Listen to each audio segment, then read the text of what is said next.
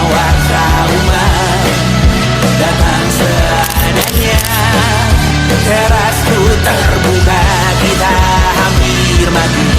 Kau selamatkan aku dan ku menyelamatkanmu. Sekarang aku tahu cerita kita tak jauh berbeda. But you don't back the world. Sometimes I wanna fall. Namun suratmu kan ku ceritakan ke anak-anakku nanti bahwa aku pernah dicintai seada-adanya.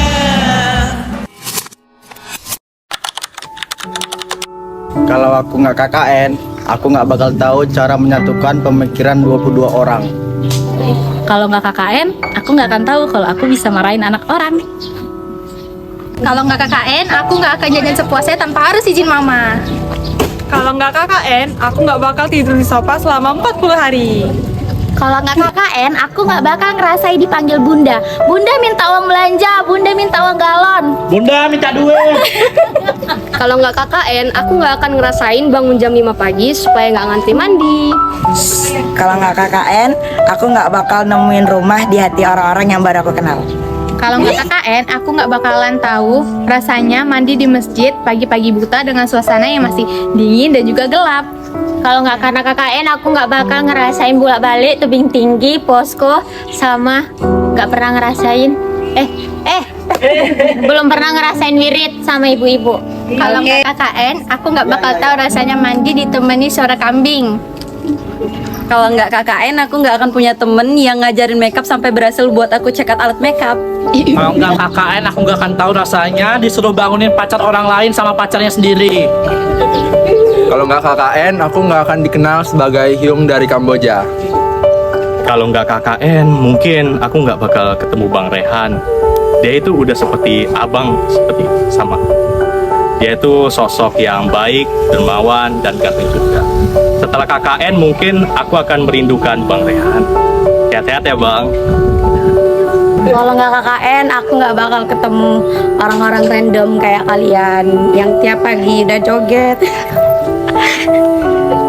Aku tiap hari suka marah-marah, terus dengan beda-beda pemikiran. Pokoknya kalau nggak KKN, aku nggak bakal jumpa kalian yang orang segila ini, serandom ini, dan aku sayang kalian semua. Kalau nggak KKN, aku nggak bakal ngerasain bangun jam 4 subuh untuk masain 22 orang yang ada di posko. Kalau nggak KKN, aku nggak akan ngerasain ngedit setiap menit, waktu, dimanapun dan kapanpun. Kalau nggak KKN, aku nggak akan bisa masak. Kalau nggak KKN, aku nggak bakal ngerasain dirawat banyak orang sama diantar banyak orang ke dokter.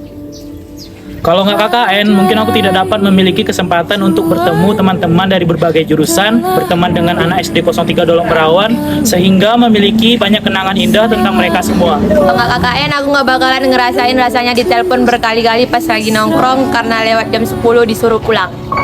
Kalau nggak KKN, aku nggak bakal ketemu kawan-kawan yang beda fakultas, dan intinya kalau nggak KKN, aku nggak lulus kuliah. Banyak momen yang memang sudah terlewati selama 30 hari kemarin. Mulai dari belum kenal satu sama lain, sampai akhirnya menjadi wadah mempersatukan pikiran. Kalau nggak KKN, mungkin nggak tahu kalau posko yang kami tempati senyaman itu. Tidur bersama 16 orang perempuan yang cerewet dan full energi. Dari bangun tidur sampai akhirnya tidur lagi, lihat wajah-wajah yang sama. Sampai kadang bahkan ke bawah mimpi.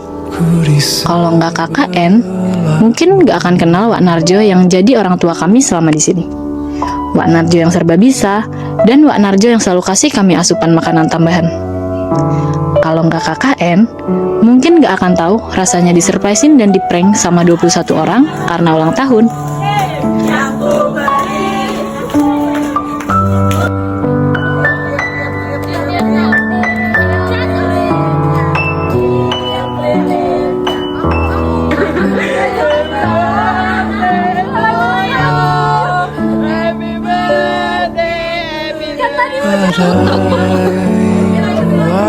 Ada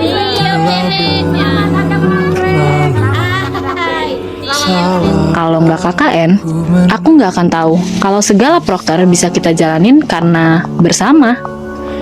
Mulai dari survei, ketemu warga-warga yang luar biasa, rapat setiap malam.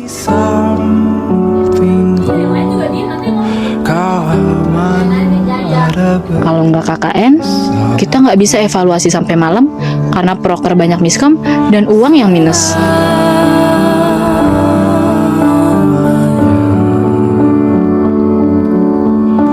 Sampai akhirnya bisa tersusun proker dan melihat segala keantusiasan warga sama proker kita. Ku di liang yang satu, ku di sebelah.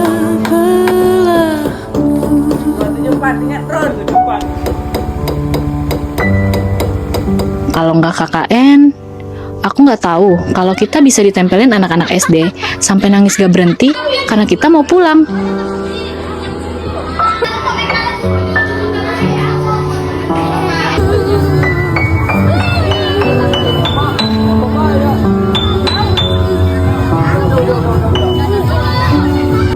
Kalau nggak KKN, kita nggak bisa ngelihat anak-anak excited untuk bimbel dan semakin pintar bahasa Inggris.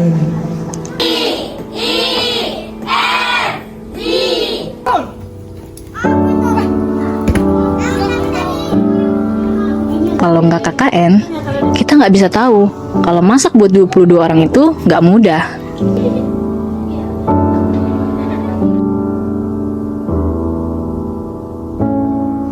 Mungkin bukan kalau nggak KKN, tapi karena KKN, kita tahu segala hal yang nggak pernah kita tahu sebelumnya.